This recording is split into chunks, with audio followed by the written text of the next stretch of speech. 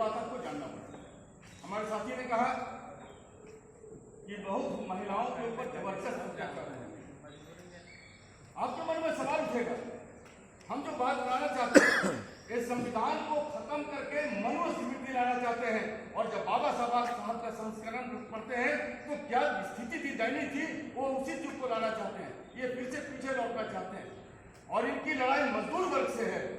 अगर मोदी का सबसे बड़ा कोई दुश्मन है तो मजदूर वर्ग है। आप तय कीजिए, जैसा कि मैंने कहा कि आपके अंदर अगर मजदूरों का खून है, आपके अंदर अगर अपने पूर्वजों का खून है, तो किसी भी कीमत पर जो मजदूर विरोधी विचारधारा है उसको अपराश्रय नहीं देंगे, उसको हटाएंगे। आपने देखा कि हमारे महिलाओं का, और तो छोड़ दीजिए, मोदी जी का अपना जो लोकतांत्रिक क्षेत्र होगा, लोकसभा का क्षेत्र बनारस, और बनारस में PHU है जिसको हम लोग बोलते हैं, PHU में जो लड़के पढ़ते हैं वो बहुत काफी आगे बढ़ते हैं। वहां पर मोदी जी के संसदीय क्षेत्र में एक बच्ची का रेप हुआ। रेप करने वाले कौन थे? वो बीजेपी के गुंडे थे, और रेप करके कहा चले गए MP में प्रचार कर रहे थे। अब जब सोचिए महिलाओं के प्रति मोदी का नजरिया क्या है। लोग चिल्लाते रहे, कोई ध्यान नहीं दिया गया। अभी 15 दिन पहले की बात, बहुत दिन के पहले की बात सुनिए। लोकसभा के उनके प्रत्याशी थे कर्नाटक में, जिनका नाम था उज्ज्वल रवन्ना। उसने, मोदी उनके साथ में खड़े और भाषण दे रहे हैं कि आप रवन्ना को जिता दीजिए, ये मेरा हाथ मजबूत होगा, ये मोदी ने कहा। और दूसरे दिन एक वीडियो वायरल हुआ जिसमें हमारे 3000 माता और बहनों का सरेआम यौन शोषण किया है, और जब ये पूरा प्रचार होने लगा तो उसको भगा दिया गया विदेश। ये मोदी जो बलात्कारी है उसका दोस्त है, आम जनता का दोस्त नहीं है, ये साबित कर रहे हैं। ये बात आपको समझना पड़ेगा। अब हम जो बात कहना चाहते हैं, जिस उद्योग में हम लोग अभी IIT में जो बच्चे पढ़ते थे तो कितना लगता था, भगवान आपका बच्चा, जब हम लोग काम कर रहे हैं भाई, हमारा लक्ष्य होगा ना कि अपने बाल बच्चों को हम आदमी बना दें। तो मान लीजिए हम IIT में पढ़ाना चाहते हैं, जो सबसे बड़ा संस्थान है इंजीनियरिंग का, तो मुश्किल से 2-2.5-3 लाख रुपये लगता है। आज कितना लगता है? आज 30 लाख 40 लाख। पढ़ाई दूर हो गई।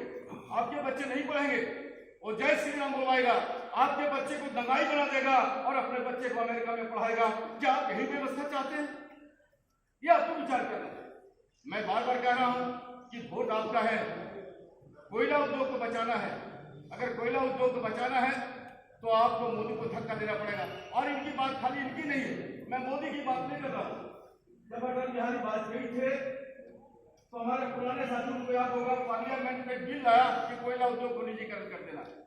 हम लोगों ने जबरदस्त हड़ताल किया, पुराने साथी लोग होंगे, हम लोग जबरदस्त प्रतिकार किया, तो वो बिल वापस लिया। अब जो दरवाजे से कोयला उद्योग को निजीकरण करना शुरू किया, इन्वेस्ट इसके दौलत को बेचना शुरू कर दिया। और अरुण चौधरी के नेतृत्व में एक आयोग बना, एक डिपार्टमेंट बना और उसको बेचना शुरू किया। आज हालत ये हमारी हो गई है कि कल थोड़ा सा धक्का देगा। इसलिए ये चुनाव हमारे लिए जिंदगी और मौत की लड़ाई है। ये चुनाव तय करेगा कि देश में लोकतंत्र रहेगा कि नहीं रहेगा। ये चुनाव तय करेगा कि हमारा संविधान रहेगा कि नहीं रहेगा। ये चुनाव तय करेगा कि कोयला उद्योग रहेगा कि नहीं रहेगा। इसीलिए मैंने कहा कि बहुत ही कठिन परिस्थिति है, और इस परिस्थिति में आपको तय करना है। वोट तो आपका है, ये राजनीतिक अधिकार है।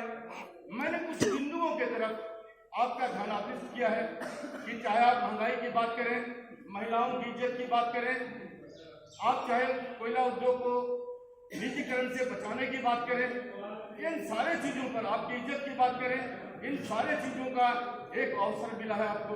वो मिला है कि लोकसभा के चुनाव में आपका मत कहाँ जाएगा। हमारे साथी अरुण जी ने बहुत साफ साफ कहा कि 2 खेमा बना है, एक पूंजीपतियों को मदद कर रहा है और एक आम जनता गरीबों के पक्ष में खड़ा है। जैसा कि आप जानते हैं, हमारे साथी लोग हैं, नौजवान लोगों को जानना चाहिए, यहाँ पर ईस्ट इंडिया कंपनी आई थी ना, जानकारी है आप लोगों को? वो क्या किया? वो फौज लेकर आया था क्या? फौज लेकर नहीं आया। और यहाँ पर देखा गया कि यहाँ पर लड़वा करके, हिंदू मुसलमान को लड़वा करके इनकी एकता को तोड़ दिया जाए। और तोड़ने के बाद उसने क्या किया? 200 साल तक हमारे यहाँ राज किया। और आजादी की लड़ाई में आरएसएस वालों को कहीं भी कोई स्थान नहीं है। ये अंग्रेजों का दलाली किए और आज फिर से कंपनी राज बनाना चाहते हैं अंडानी और अंबानी का। क्या मजदूर इसको बर्दाश्त करेगा? कभी बर्दाश्त नहीं कर सकता है। इन्हीं चंद बिंदुओं के तरफ हमने आपका ध्यान आकृष्ट किया है। तय आपको करना है कि हम किसको वोट देंगे। अगर आपके रगों में मजदूरों का खून है तो आप जरूर जयप्रकाश भाई के पटेल को वोट देंगे। मोदी को धिकारेंगे, उसको गद्दी से उतारेंगे। और मजदूर जब एकता बनाता है तो दुनिया का कोई भी तानाशाह जिंदा नहीं रहता है। ये उदाहरण पेश है। मजदूर के हथौड़े से उठता है, आप हथौड़ा उठाएंगे और मजदूर विरोधी ताकतों को शिकस्त देंगे और जयप्रकाश भाई पटेल को बहुमत से जिताएंगे। इसी आशा विश्वास के साथ आप